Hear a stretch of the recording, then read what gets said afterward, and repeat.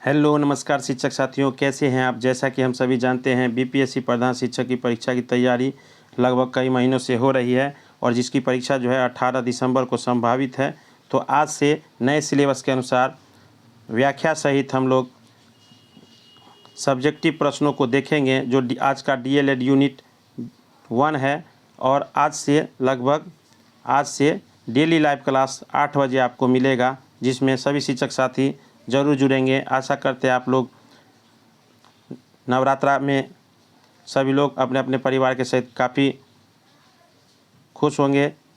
और आइए चलते हैं और देखते हैं कि आज के डेली लाइव क्लास जो 8 बजे से रोज़ निर्धारित की जाएगी। तो प्रयास मेरा रहेगा और आप लोग का सपोर्ट की ज़रूरत है, जिससे हम इस तरह की वीडियो आप लोग को उपलब्ध करा पाएंगे। और हमारे जितने भी शिक्षक साथी हैं वो डेली लाइव क्लास में आज से जुड़ेंगे। और ये वीडियो कैसा लगा कमेंट बॉक्स में ज़रूर बताएंगे। आइए चलते हैं और देखते हैं डीएलएड यूनिट 1 के से शुरू है आज, उसको पहला देखते हैं क्या है। और इसी के साथ हम लोग जो है अपनी तैयारी को आगे बढ़ाएंगे। तो पहला डीएलएड यूनिट जो है आज का आपका बच्चे तथा बचपन है, बच्चे तथा बचपन। और इसको देखते हैं, आज व्याख्या सहित इसको देखेंगे तो थोड़ा याद हो जाएगा साथियों, सभी शिक्षक साथियों को। तो ये बचपन जो है मानव विकास की महत्वपूर्ण अवस्था है। बचपन मानव विकास की महत्वपूर्ण अवस्था है। प्रत्येक बच्चे के प्रथम 6 से 12 वर्ष का काल, 6 से 12 वर्ष का काल बचपन कहलाता है। इस अवस्था में एक बच्चा एक कोरी स्लेट की भांति होता है।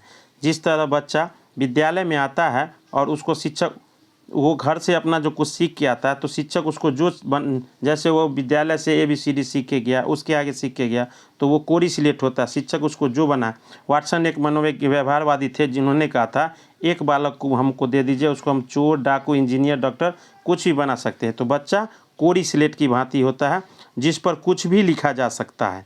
सामान्यतः यह माना जाता है कि किसी व्यक्ति के भावी जीवन की आधारशिला उसके बचपन में ही रखी जाती है। तो कुछ मनोवैज्ञानिकों ने कहा कि जो बच्चा आगे चल के कैसा बनेगा उसकी नींव, उसकी बुनियादी नींव शिशु अवस्था में ही, शैशवावस्था में ही रखी जाती है। बचपन स्वयं में अति विशिष्ट अवस्था है। प्रारंभ के 2 वर्षों में शैशवावस्था कहा जाता है। 0 से 2 वर्ष को शैशवावस्था कहा जाता है। यह बालक के निर्माण काल की अवस्था है।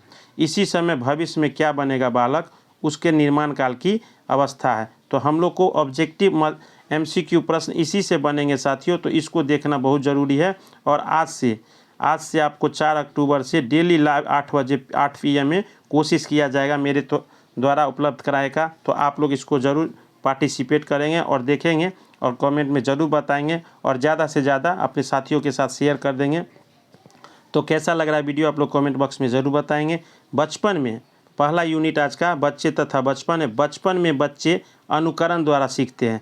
छोटे बच्चे होते हैं उसको हम कुछ जैसे हम लोग खाना खाते हैं, पानी पीते हैं, पहले वो हमारे पर आश्रित रहता है, तो उसको हमको देखता है, उसी तरह वह भी अपना खाने का प्रयास करता है। बच्चे को बच्चा नहीं समझना चाहिए, उसकी मानसिक गति जो है वो काफ़ी तीव्र होती है। वो तुरंत कैच करता है, अनुकरण करने लगता है। जैसे जैसे बड़े करेंगे वैसे वैसे बच्चे भी करेंगे। बच्चे बोल नहीं सकते हैं लेकिन वो व्यक्त कर सकते हैं, हम समझना हम लोग को है। तो उसी तरह बच्चे भी देख के वैसा व्यवहार करते हैं और देख के किसी क्रिया करना अनुकरण कहलाता है साथियों। देखते ही वैसा व्यवहार करने का प्रयास करते हैं। बचपन के प्रथम 2 वर्षों में बालक के शारीरिक एवं मानसिक विकास की गति अति तीव्र होती है। तो यहाँ हम समझ सकते हैं कि बचपन के 2 वर्ष बच्चे की मानसिक गति अति तीव्र होती है। बहुत चीज़ को जल्दी कैच करता है। बच्चा अपने परिवार में ही रहकर अपने परिवेश का ज्ञान अर्जित करता है, साथ ही उसमें सामाजिक गुणों का विकास होने लगता है। तो परिवार जो है उसका लघु विद्यालय है और माता उसकी पहली शिक्षिका होती है। तो परिवार में रहकर अगल बगल जो भी चीज़ उसको बताया जाता है कि ये तोता है, तो बच्चे समझते हैं, उनकी इंद्रियां काफ़ी तेज होती है उस समय में। आगे चलते हैं, देखते हैं। बचपन के अगले 3 वर्ष 6 वर्ष की आयु तक बालक अपने हाथ पैरों के उपयोग से नवीन कौशल अर्जित करने लगता है। तो जैसे जैसे वो बड़ा होता है वैसे वैसे कुछ लकड़ी लेना, खिलौना लेना, तोड़ना, जोड़ना, उस तरह की क्रिया में वह भाग लेना शामिल होने लगता है। उसमें जिज्ञासा की प्रवृत्ति बढ़ती है, उसमें जानने की प्रवृत्ति बढ़ती है, क्योंकि पहले 2 वर्ष में वह गोद में है तो गोद तक ही सीमित है। जैसे ही वो अपने नन्हे पैरों से चलने लगा तो वो इधर जाएगा, घर के दूसरे कोने में जाएगा, दूसरी वस्तु को तोड़ेगा, जोड़ेगा, तो उसकी जिज्ञासा की प्रवृत्ति जो है खोजी होती है, वो देखने लगता है और विभिन्न क्रियाकलाप, अलग अलग क्रियाकलाप में समन्वय स्थापित करने लगता है। समन्वय मतलब उसको कैसा है, अच्छा है, बुरा है, वह उसको तोड़ना। जैसे किसी कोई खिलौना दे दीजिए तो बच्चे उसको बजाने, तो उसमें आवाज़ किस तरह की आने लगती है। जैसे मान लीजिए कोई डमरू है या बच्चे के लिए, तो किसी भिन्न भिन्न आवाज़ की तरफ उसका ध्यान जाता है, तो वो सोचने लगता है कि क्या है इसमें ये बज रहा है। जबकि 6 से 12 वर्ष की अवस्था में बच्चों में बौद्धिक, नैतिक, सामाजिक विकास तीव्रता से होता है। 6 से 12 वर्ष जिसको बाल्यावस्था कहा गया है साथियों, तो उसमें भी सामाजिक विकास, क्योंकि प्रथम विद्यालय उसका लघु परिवार, और जैसे ही वह 6 वर्ष में विद्यालय में गया तब सामाजिक रास्ते से जाना, विद्यालय देखना, तरह तरह की नई चीज़ों को देखना, तो वह सामाजिक विकास, समाजीकरण का विकास उसको होने लगता है साथियों। खोजी, दृष्टिकोण एवं घूमने की प्रवृत्ति विकसित होती है। अपने सहपाठी या सह उम्र के साथियों के साथ अलग अलग बालू के रेत बनाना, खेलने की प्रवृत्ति होने लगती है। आगे देखते हैं। मनोवैज्ञानिक दृष्टिकोण से बचपन की अवस्था भाषा सीखने की सर्वोच्चम अवस्था मानी जाती है। मनोवैज्ञानिक दृष्टिकोण से, साथ ही यह स्वयं में विशिष्ट एवं आनंदमयी व्यवस्था है। इसलिए प्रसिद्ध मनोवैज्ञानिक कोल एवं ब्रूस ने, किसने? कोल एवं ब्रूस ने इसे जीवन की अनोखा काल कहा और किशोरावस्था को आंधी और तूफान का काल का, क्योंकि उनके संवेग बढ़ जाते। तो यहाँ हम लोग अभी बचपन से पढ़ रहे हैं साथियों। तो कोल एवं ब्रूस ने इसे जीवन का अनोखा काल कहा है। आपको MCQ में यह प्रश्न आएगा तो आप उसका जवाब लिख सकते हैं। इसके अनुसार वास्तव में माता पिता के लिए विकास की इस अवस्था को समझना काफ़ी कठिन है। इस अवस्था में जिज्ञासा विशेष प्रबलता होती है। जैसे बच्चे अपने दादा दादी से पूछते हैं चिड़िया कैसे उड़ती है, हम लोग एक जगह से दूसरे जगह कैसे जाते हैं। बच्चा जिन वस्तुओं के संपर्क में आता है उसके बारे में उसकी जिज्ञासा होती है, इसलिए वह प्रश्न पूछकर जानकारी प्राप्त करना चाहता है। आगे देखते हैं। तथा साथ साथ बालक में नैतिक गुणों का विकास होने लगता है। नैतिक गुणों से हमारी संस्कृति है, जैसे मंदिर के बाहर प्रणाम करना, तो बच्चे भी प्रणाम करने लगते हैं। हम बड़े उनको समझाते हैं तो उसी तरह वह अनुकरण करके भी प्रणाम करना, तो यह इस तरह की विकास होने लगता है। बचपन में बालकों में सभी को प्रसन्न करने देने वाली खेल क्रियाएं करते हैं। चित्र विचित्र क्रियाओं तथा क्रियाओं से खुद भी संतुष्ट होते हैं और बड़ों का भी मनोरंजन करते हैं। तो ये बचपन से संबंधित है। बच्चे भिन्न भिन्न अवस्था, उनकी उम्र जैसे जैसे बढ़ती है उनका दायरा बढ़ता जाता है साथियों। आगे देखते हैं। आगे एक ये मोटिवेशन लाइन है, इसको देखिए आप लोग। आगे बढ़ने होंगे तो पढ़ने होंगे, परिश्रम का कोई दूसरा विकल्प नहीं होता है साथियों। ये पहला यूनिट से संबंधित है, बच्चे, बचपन एवं बाल अधिकार। आगे देखते हैं।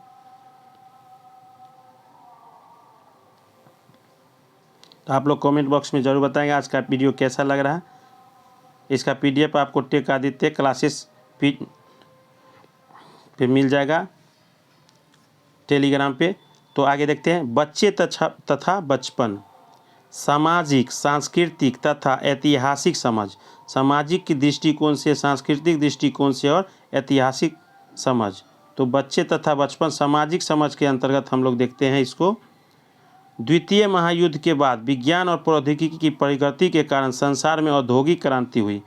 जैसे ही द्वितीय विश्व युद्ध, उसके बाद कई आविष्कार किए गए, तो जिसके कारण परंपरागत, सुसंगठित एवं शांतिपूर्ण सामाजिक जीवन में बड़ा परिवर्तन आया।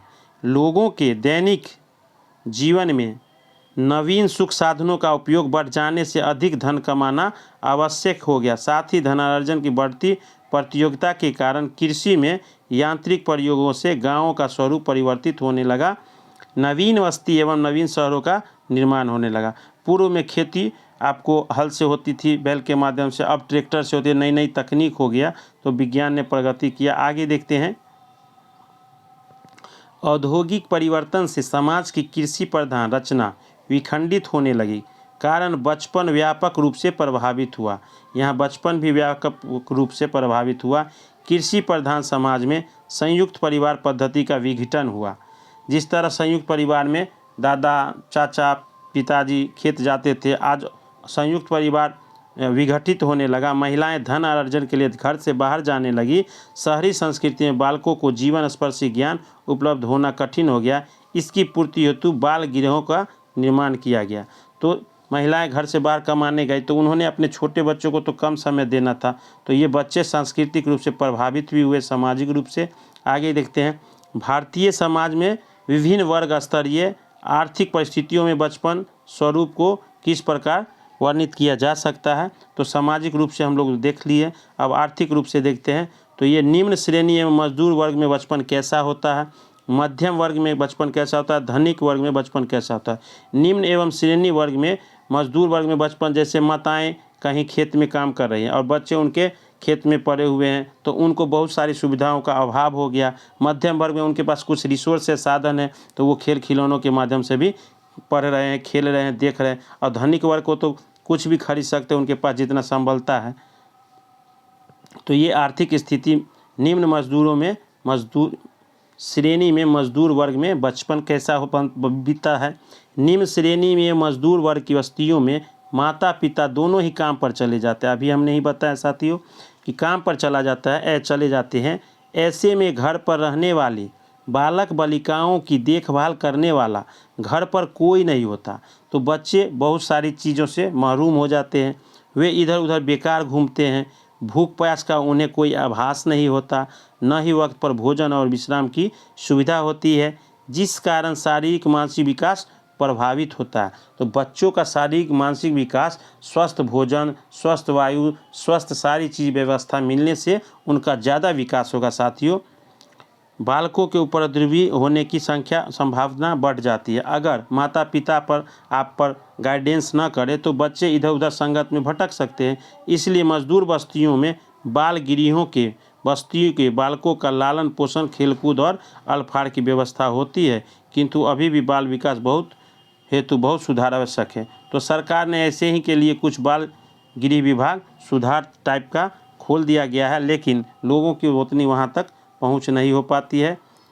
आइए इसी क्रम में ये देखते हैं, प्रधान शिक्षक से संबंधित एक बुक है, बहुत सारे साथियों ने पूछा था। तो ये अरिहंत प्रकाशन की बुक है और ये प्रधान शिक्षक के इसके अंतर्गत आपको ये सारी व्याख्या, और ये हेड टीचर जो एग्ज़ाम आप जिसकी तैयारी कर रहे हैं, तो ये अरिहंत प्रकाशन का आप लोग भी मंगा सकते हैं ऑनलाइन। आइए आगे चलते हैं।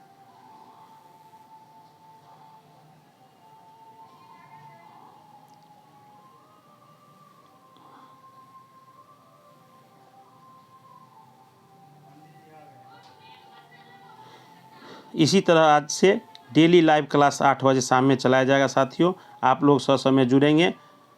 आइए देखते हैं, अब निम्न श्रेणी में तो बचपन हम लोगों ने देख लिया, अब मध्यम वर्ग में बचपन कैसा बीतता है ये देखते हैं।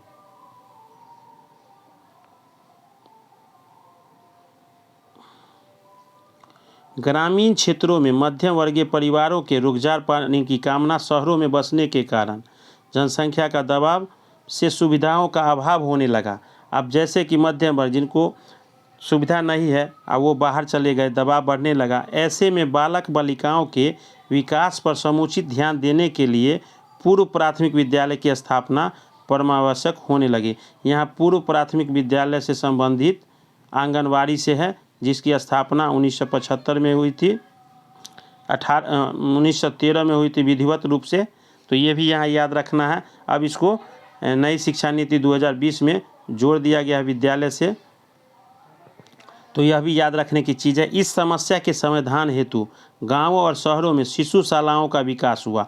वो पहले हम लोग देखे थे गरीबी अवस्था में बाल सुधार गृहों का विकास हुआ। मध्यम वर्ग में गाँव और शहरों में शिशुशालाओं, बच्चों के पढ़ने के लिए जैसे आंगनबाड़ी होता है उसी तरीके के उसको पोषण मिल सके, भरपूर आहार मिल सके। पर्याप्त भूमि, साधन, सुविधाओं के अभाव में बच्चों के संतुलित विकास हेतु आवश्यक संसाधनों की सुलभता एवं जटिल हो गई। वर्तमान में इस समय में आवश्यक सुधार जाने की आवश्यकता है। तो जब तक अपना पिछड़ापन देश होगा उसमें सुधार की हमेशा संभावना बनी रहेगी। साथियों आगे देखते हैं। अब धनिक वर्ग में बचपन कैसा होता है इसको थोड़ा समझ लेते हैं। ये आपका DLED यूनिट 1 है जिसके अंदर बच्चे एवं बाल अधिकार से संबंधित है। तो धनिक वर्ग में बचपन कैसा होता है। सामान्यतः धनिक वर्गों के घरों में खेल एवं साधनों की विपुलता होती है, अधिक होती है। सभी तरह के साधन, खिलौने, गुड्डा गुड्डी, बच्चे जो जिद करते हैं उनका गार्जियन उपलब्ध कराते हैं। बच्चों की देखभाल के लिए नौकर भी होते हैं, किंतु संयुक्त परिवार न होने के कारण बाल बालिकाओं के खेलने के लिए समवयस्क संगी साथी नहीं मिलते हैं। माता पिता अपने दैनिक क्रियाकलापों, कारोबार, ऑफिस आदि में व्यस्त रहते हैं। फलस्वरूप उनके बच्चे को स्नेहपूर्ण संसर्ग नहीं मिलता। इस समस्या के समाधान हेतु नर्सरी स्कूल प्रारंभ किए गए हैं। इनमें से उन बालकों के व्यक्तित्व का विकास विशेष प्रकार से होता है। नर्सरी विद्यालय जो आंगनवाड़ी से संबंधित है, बाल वाटिका से है, आपको नर्सरी पब्लिक विद्यालय से संबंधित है, जिसकी स्थापना मारिया मोंटेसरी ने भी नर्सरी विद्यालय की जानकारी दी है। अब आइए सांस्कृतिक एवं ऐतिहासिक समझ। बच्चे में सांस्कृतिक तथा ऐतिहासिक, जब बच्चे माता पिता दादा दादी संयुक्त परिवार में नहीं जुड़ेंगे तब तो उनको बहुत चीज़ सीखने को नहीं मिल पाएगा। संसार में सदैव नवीनता के प्रति जिज्ञासा का भाव रहा है। आवश्यकता आविष्कार की जननी है और जैसे जैसे नए नए चीज़ों का अनुभव होता है उसकी नवीनता को अपनाने के चाह के कारण हम पुराने को त्याग देते हैं। प्रत्येक नए पुराना अपनाने योग्य नहीं होता, पुराना त्यागने योग्य नहीं होता। इसको हम आधुनिकीकरण एवं संस्कृति की अवधारणा से समझ सकते हैं। हमारे पुराने जो भी हैं उपकरण या जो भी हमारी उपभोग की चीज़ें हैं उसको भी हम नहीं त्याग सकते और नया आविष्कार तो आवश्यक है। जहाँ एक ओर आधुनिकीकरण से पुराने समस्या अवस्थाओं एवं मान्यताओं से लोगों को विश्वास हो जाता है, नवीन मान्यताओं को ग्रहण करते हैं, किंतु ऐसा करने में सांस्कृतिक आस्थाएं शाश्वत मूल्य पर आधारित होती है एवं पराक्रम उनके सांस्कृतिक दृष्टि में पिछड़ेपन का सदैव भय बना रहता है। तो नए खोज जरूरी है लेकिन पुराने से दिक्कत नहीं होगा। संस्कृति का अर्थ क्या होता है। जीवन शैली के स्वरूप प्रस्तुत करने का कार्य संस्कृति है। संस्कृति शब्द की उत्पत्ति सम उपसर्ग क्रिय धातु ती प्रत्यय से, इसमें जीवन का सभी पक्षों का समन्वय। संस्कृति हमारे पहनने से, पहनावा, खान पान से, हमारे संस्कार से, नैतिक शिक्षा से, माता पिता से मिले गुण से और अपने परिवार में जैसा देखते हैं उसी तरह से। तो ये संस्कृति हमारी है कि हम हमारे इंडिया की संस्कृति है वसुधैव कुटुम्बकम भव।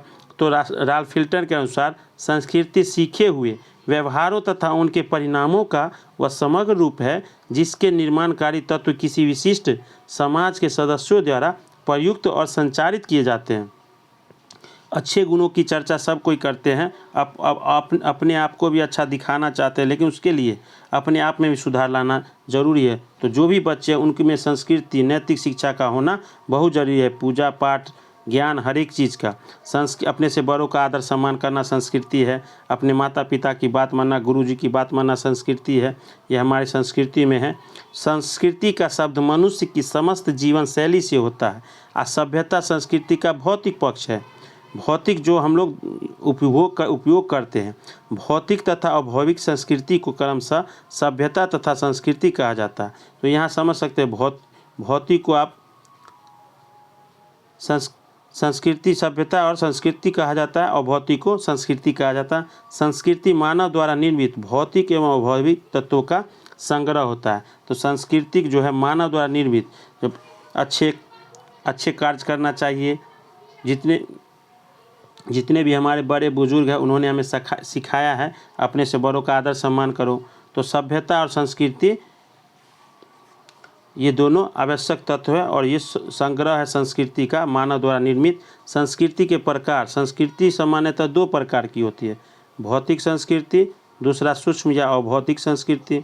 भौतिक संस्कृति वह होती है जो हमें भौतिक रूप से स्पष्ट दिखाई देता है और भौतिक संस्कृति जैसे मकान, वस्त्र, भोजन, बर्तन इत्यादि। तो भौतिक साधन संसाधन का हम लोग उपयोग करते हैं, उसी तरह जिसको हम उपयोग करते हैं उसको हम भौतिक समझ सकते हैं। और सूक्ष्म या अभौतिक जैसे धार्मिक, दार्शनिक, विश्वास, विचार, मूल्य आदि सूक्ष्म और भौतिक संस्कृति और भौतिक संस्कृति व्यक्ति के विचारों को अभिव्यक्त प्रदान करती है। तो हम लोग ने समझ लिया कि भौतिक जिसको हम देख सकते हैं, जिसकी क्रिया कर सकते हैं, और धार्मिक जैसे अंतर्धर्म, आत्मज्ञान, आत्मधारणा, दार्शनिक विश्वास, किन्हीं के विचारों को अपनाना, मूल्य, सूक्ष्म और भौतिक संस्कृति कहलाते हैं। जैसे कोई किसी की बहू है, वह अच्छा कार्य करती है तो उसकी व्यवहार को हम सोच के अपने अंदर डालते हैं। कोई व्यक्ति अच्छा करता है, उसके विचारों को हम अपनाते हैं, जो अप्रत्यक्ष रूप से होता है, वही हमारी अभौतिक संस्कृति है। तो आज का क्लास यहीं समाप्त करते हैं और आप लोग कमेंट बॉक्स में ज़रूर बताइएगा कैसा लगा। तो इसी के आधार पे कल दूसरा वीडियो लाया जाएगा। और जो भी शिक्षक साथी अभी तक चैनल पे नए हैं तो हमारे चैनल को सब्सक्राइब कर लें, ताकि प्रधान शिक्षक की तैयारी अब जोरों से करनी है, और अपने साथियों के साथ शेयर कर दें, ताकि इसी तरह की वीडियो आपको समय मिलती रहेगी साथियों। और ये डेली लाइव क्लास जो है आपको 8 PM से प्रतिदिन 15 दिसंबर तक चलेगा। और आप लोग सपोर्ट करेंगे, मोटिवेशन, तो हम लोग कोशिश करेंगे कि इसमें कहीं से बंद नहीं किया जाए। तो तब तक के लिए जय हिंद, धन्यवाद साथियों।